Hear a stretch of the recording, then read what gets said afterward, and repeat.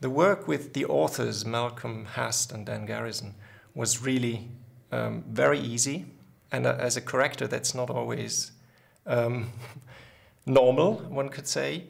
In this case, we had our differences in the beginning, but it was easy to settle them. And since then, there's a slow trickle of corrections moving between us, and we basically work over servers and email, and that hasn't been a problem whatsoever.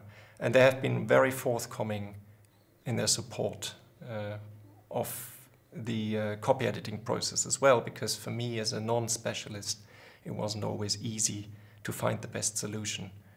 So we always found a good solution together when working on the text.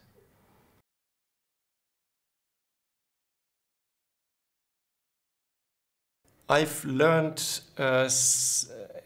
interesting details when working with the authors and also working on Vesalius.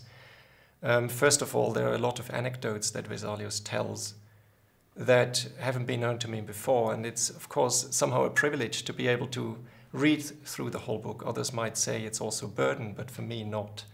I really enjoy reading this text because it's so rich, there's so much cultural information that Vesalius gives us through his texts. And also the annotations, especially by Dan Garrison, which are really wide-ranging. They cover everything between history, literature, medical explanations. And I think it's incredibly enriching. Just to give you one example, I didn't know that Vesalius knew tennis, but obviously he did, because at one point he actually compares, if I might just briefly show this, he compares the diaphragm to the shape of a racket, of a tennis racket. And this, for me, was absolutely astonishing. I knew that tennis was invented in the 16th century, but I would never have expected to find it in a text like Vesalius. So he's full of surprises.